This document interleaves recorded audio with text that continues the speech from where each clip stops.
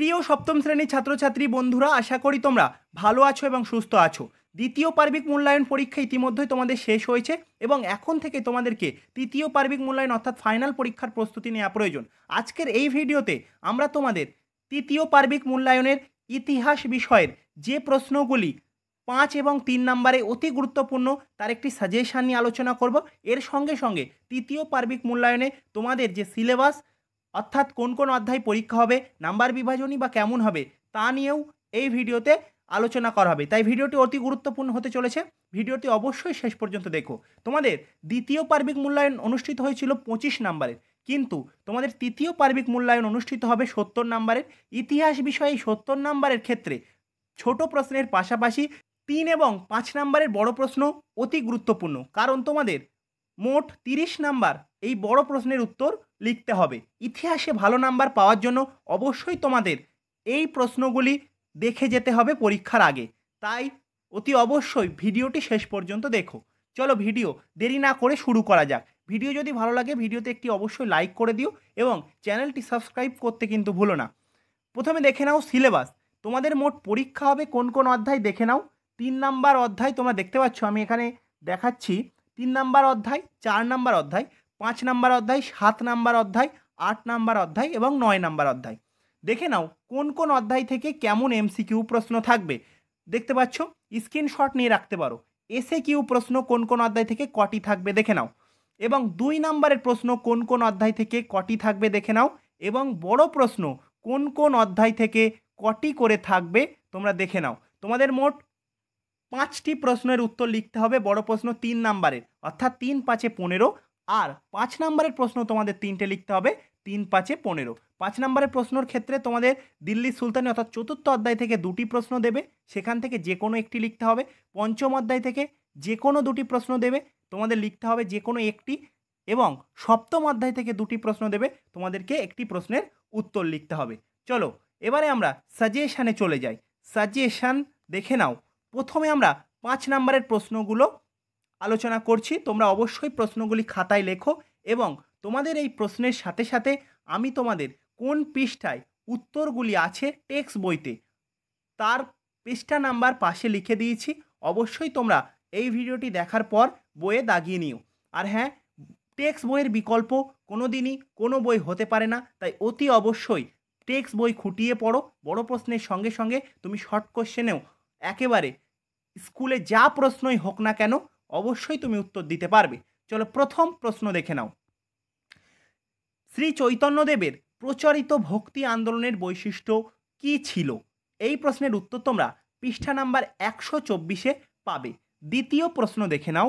ভক্তি আন্দোলনে কবির ও গুরু নানকের অবদান লেখো। এই প্রশ্নের উত্তর তোমরা পৃষ্ঠা নাম্বার 118 ও 119-এর ভিতরে পেয়ে যাবে। পরবর্তী প্রশ্ন, আকবরের রাজপুত নীতি সম্পর্কে লেখো। এই প্রশ্নের উত্তর তোমরা পেয়ে যাবে পৃষ্ঠা নাম্বার 80-তে। পরবর্তী প্রশ্ন, আলাউদ্দিন খলজির বাজার দর নিয়ন্ত্রণ ব্যবস্থা সম্পর্কে লেখো। এই প্রশ্নটি পশ্চিমবঙ্গের প্রায় প্রত্যেক স্কুলেই দেয় ফাইনাল পরীক্ষায়। আর হ্যাঁ, আরেকটি কথা, যেহেতু স্কুলের প্রশ্ন স্কুলের বিষয়ভিত্তিক স্যার ম্যাডামরাই করে থাকেন, তাই যিনি ইতিহাস পড়ান অবশ্যই সেই স্যারের বা ম্যাডামের ক্লাসে অ্যাটেন্ড করার চেষ্টা করবে, এবং তিনি এই প্রশ্নগুলি থেকে যে প্রশ্নগুলি বলবেন সেই প্রশ্নগুলি তোমরা তৈরি করবে কেবলমাত্র। চলো, আর যাদের না সাজেশান দেবে তারা এই প্রশ্নগুলি করে গেলে হবে। এই প্রশ্নের উত্তর তোমরা পাবে 59 এবং 60 নাম্বার পৃষ্ঠায়। পরবর্তী প্রশ্ন, দাক্ষিণাত্য অভিযান সম্পর্কে লেখো। এই প্রশ্নটি প্রায় একই উত্তর, দাক্ষিণাত্য ক্ষত সম্পর্কে লেখো। এই প্রশ্নের উত্তর তুমি 82 এবং 84 পৃষ্ঠায় পাবে টেক্সট বইতে। পরবর্তী প্রশ্ন, মুঘল আমলে স্থাপত্য শিল্পের বৈশিষ্ট্যগুলি লেখো।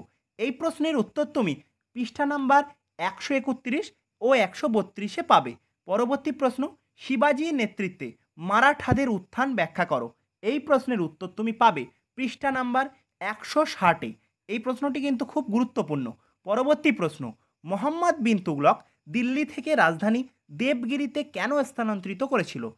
এর সঙ্গে লিখতে হবে তোমাদের ফলাফলই বা কী হয়েছিল, অর্থাৎ এই রাজধানী স্থানান্তর করার ফলাফল কী হয়েছিল। এই প্রশ্নের উত্তর পৃষ্ঠা নাম্বার 50-এ তোমরা পেয়ে যাবে। আর হ্যাঁ, যদি কোনো প্রশ্নের উত্তর বুঝতে বা লিখতে সমস্যা হয় অবশ্যই কমেন্ট বক্সে জানিও, তোমাদের কমেন্টের উত্তর আমি যথাযথভাবে দেওয়ার চেষ্টা করব। পরবর্তী প্রশ্ন দেখো, মধ্যযুগের সাধারণ মানুষের জীবনযাত্রা কেমন ছিল? এই প্রশ্নের উত্তর পৃষ্ঠা নাম্বার 113 থেকে 115, অর্থাৎ এই প্রশ্নটা 113 থেকে 115, যেহেতু ছবি টবি রয়েছে ওই জন্য একটু গুছিয়ে লিখতে হবে ওখান থেকে। চলো নেক্সট, বিদেশি পর্যটকদের বর্ণনায় বিজয়নগর কেমন ছিল? এই প্রশ্নের উত্তরটা তোমরা পাবে টেক্সট বইয়ের 66 নম্বর পৃষ্ঠায়। পরবর্তী প্রশ্ন, শের শাহের শাসন সংস্কার আইন সম্পর্কে লেখো। এই প্রশ্নটিও পশ্চিমবঙ্গের ম্যাক্সিমাম স্কুলে দিয়ে থাকে। পরবর্তী প্রশ্ন, আকবরের দ্বীন-ই ইলাহি সম্পর্কে টিকা লেখো। খুব খুব গুরুত্বপূর্ণ প্রশ্ন। এই প্রশ্নের উত্তর তোমরা পৃষ্ঠা নাম্বার 127 টেক্সট বইতে পাবে। পরবর্তী প্রশ্ন, জায়গিরদারি ও মনসবদারি সংকট বলতে কি বোঝো? মুঘল সাম্রাজ্যের উপর এই সংকটের প্রভাব লেখো। এই প্রশ্নের উত্তর তোমরা পাবে পৃষ্ঠা নাম্বার 163 ও 164। যদি এখনও পর্যন্ত আমার এই ভিডিও ভালো লেগে থাকে অবশ্যই ভিডিওটা একটি লাইক করে দিও। চলো নেক্সট প্রশ্ন দেখে নাও। সুলতান ফিরোজ শাহ তুগলকের জনহিতকার কার্যাবলীর বিবরণ দাও। পৃষ্ঠা নাম্বার 60 এই প্রশ্নের উত্তর তোমরা পেয়ে যাবে। পরবর্তী প্রশ্ন দেখে নাও, অর্থাৎ 5 নম্বরের শেষ প্রশ্ন, বাংলার পাল আমলে শিল্প স্থাপত্যের কি পরিচয় পাওয়া যায়? এই প্রশ্নের উত্তর তোমরা পাবে পৃষ্ঠা নাম্বার 34 এবং 35। 5 নম্বরের এই 15টি প্রশ্ন পড়ে গেলেই তোমরা এখান থেকে প্রশ্ন আশা করি কমন পেয়ে যাবে। চলো 3 নম্বরের প্রশ্নে চলে আসি আমরা। 3 নম্বরে যে প্রশ্নগুলি তোমরা পড়বে এই প্রশ্নগুলি অবশ্যই পড়ে যাবে, বাদ দেয়া চলবে না। চলো দেখে নাও। প্রথম প্রশ্ন, রামচরিত টিকা লিখতে হবে রামচরিত সম্পর্কে। পৃষ্ঠা নাম্বার 30 এই প্রশ্নের উত্তর পেয়ে যাবে। পরবর্তী প্রশ্ন, রাজা লক্ষণ সেনের রাজসভায় সাহিত্য চর্চার পরিচয় দাও। পৃষ্ঠা নাম্বার 37 এই প্রশ্নের উত্তর তোমরা পেয়ে যাবে। পরবর্তী প্রশ্ন, নালন্দা ও বিক্রমশীল মহাবিহার সম্পর্কে সংক্ষেপে লেখো। পৃষ্ঠা নাম্বার 32 এবং 34 এই প্রশ্নের উত্তর পেয়ে যাবে। খুব খুব খুব গুরুত্বপূর্ণ এই প্রশ্নটি। পরবর্তী প্রশ্ন দেখে নাও, সুলতান ইলতুৎমিশের সামনে প্রধান 3টি সমস্যা কী ছিল? পৃষ্ঠা নাম্বার 45 এই প্রশ্নের উত্তর তোমরা পেয়ে যাবে। পরবর্তী প্রশ্ন, টিকা লিখতে হবে ইক্তা ব্যবস্থা। পৃষ্ঠা নাম্বার 58 এই প্রশ্নের উত্তর পেয়ে যাবে। পরবর্তী প্রশ্ন দেখে নাও, আলাউদ্দিন খলজি কিভাবে মঙ্গল আক্রমণ প্রতিরোধ করেন? পৃষ্ঠা নাম্বার 55 এই প্রশ্নের উত্তর পেয়ে যাবে। পরবর্তী প্রশ্ন, সুলহি কুল কি? পৃষ্ঠা নাম্বার 85 এই প্রশ্নের উত্তর পেয়ে যাবে। এই প্রশ্ন 3 নম্বরের সঙ্গে সঙ্গে 2 নম্বরেও দিতে পারে এই প্রশ্নটি। পরবর্তী প্রশ্ন, কররি কি সঙ্গে টোডরমল বন্দোবস্ত কি? পৃষ্ঠা নাম্বার 86 এবং পৃষ্ঠা নাম্বার 87 এই প্রশ্নের উত্তর পেয়ে যাবে। পরবর্তী প্রশ্ন দেখে নাও, মীরাবাই বিখ্যাত কেন? পৃষ্ঠা নাম্বার 118 তোমরা এই প্রশ্নের উত্তর পেয়ে যাবে। পরের প্রশ্ন, ক্যালিগ্রাফি ও মিনিয়েচার বলতে কি বোঝো? পৃষ্ঠা নাম্বার 140 এবং 141 এই প্রশ্নের উত্তর আছে। চলো নেক্সট প্রশ্ন, মধ্যযুগে ভক্তিবাদের ও সুফিবাদের জনপ্রিয়তার কারণ কি ছিল? পৃষ্ঠা নাম্বার 117 এবং পৃষ্ঠা নাম্বার 122 এই প্রশ্নের উত্তর আছে। পরবর্তী প্রশ্ন, মঙ্গল কাব্য সম্পর্কে লেখো। এই প্রশ্নের উত্তর পৃষ্ঠা নাম্বার 149 তোমরা পাবে। তোমরা যদি চাও যে আমি তোমাদের জন্য 2 নাম্বার প্রশ্নের সাজেশান দিই তাহলে অবশ্যই কমেন্টে তোমরা জানিও। পরবর্তী প্রশ্ন দেখো, স্বায়ত্ত শাসন ব্যবস্থা কাকে বলে? পৃষ্ঠা নাম্বার 169 এই প্রশ্নের উত্তর তোমরা পেয়ে যাবে।